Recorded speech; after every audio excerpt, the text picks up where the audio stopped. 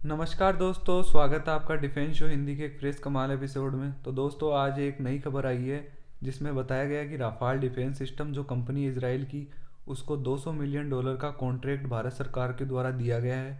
इसमें Rafale defence system ने ये तो नहीं बताया है कि कॉन्ट्रैक्ट एग्जैक्टली भारत सरकार ने ही दिया है, लेकिन उनका कहना इस प्रकार है कि एशिया पैसिफिक जो कंट्री है उसने हमें $200 मिलियन का कॉन्ट्रैक्ट दिया है। तो आप ये मान के चलिए कि भारत ही एक ऐसा देश है जो इसराइल की spice 2000 bombs, spike anti tank missile और बी नेट कम्युनिकेशन सिस्टम का उपयोग करता है।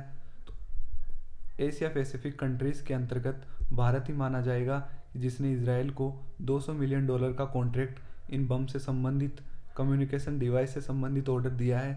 तो चलिए आज हम बात कर लेते हैं कि ये आखिर में है क्या। तो जो स्पाइस 2000 बॉम्ब है, ये इसराइल की कंपनी रफाल डिफेंस बनाती है और इनका उपयोग भारत ने बालाकोट एयर स्ट्राइक के समय किया था। और जब भी भारत को किसी आतंकी ठिकाने को नेस्त नाबूद करना होता है या फिर दुश्मन के इलाके में डीप स्ट्राइक करनी होती है, तब इन बॉम्ब्स का प्रयोग किया जाता है। ये इतने खतरनाक बॉम्ब्स होते हैं कि जब इनको लड़ाकू विमानों के द्वारा गिराया जाता है तो उस बिल्डिंग के परखच्चे उड़ा के रख देते हैं।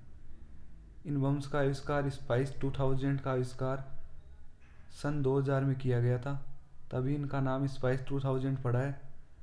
ये भारतीय जो वायुसेना है उसके मिराज विमानों, सुखोई लड़ाकू विमानों के साथ इंटीग्रेट किए हुए हैं और इनके साथ इंटीग्रेट करने के बाद में भारतीय वायुसेना इनको बहुत ही बेहतरीन ढंग से उपयोग लेती है इनका। स्पाइस 2000 जो बॉम्ब है, इनकी रेंज लगभग 60 किलोमीटर के आसपास है। इनका खुद का अपना जीपीएस सिस्टम होता है जिनके द्वारा ये बम्स नेविगेट हो सकते हैं। एक बार इन बम्स को किसी तरफ मूव किया जाता है तो ये अपने आप अपने टारगेट को लॉक करते हैं, उसके बाद में उस टारगेट को हिट करते हैं। ये किसी भी बिल्डिंग या कोई भी यदि लड़ाकू विमानों की साइट है तो उन्हें आसानी से हिट कर सकते हैं।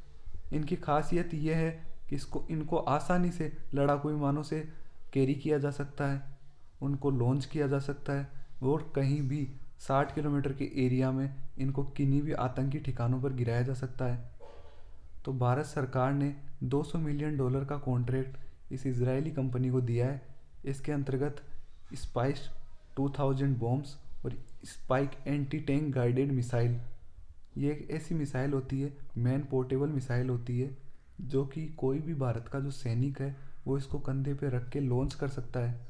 आप ये मान के चलिए कि जैसे चाइना का टैंक लद्दाख के आसपास तैनात है, तो भारत का जवान इसको अपने कंधे पे लेके लद्दाख की सीमा के पास खड़ा हो जाएगा और जैसे कोई चाइना का टैंक सीमा को पार करने की कोशिश करेगा तो ये उसको 4 किलोमीटर की रेंज में निस्ते नाबूद कर देगा।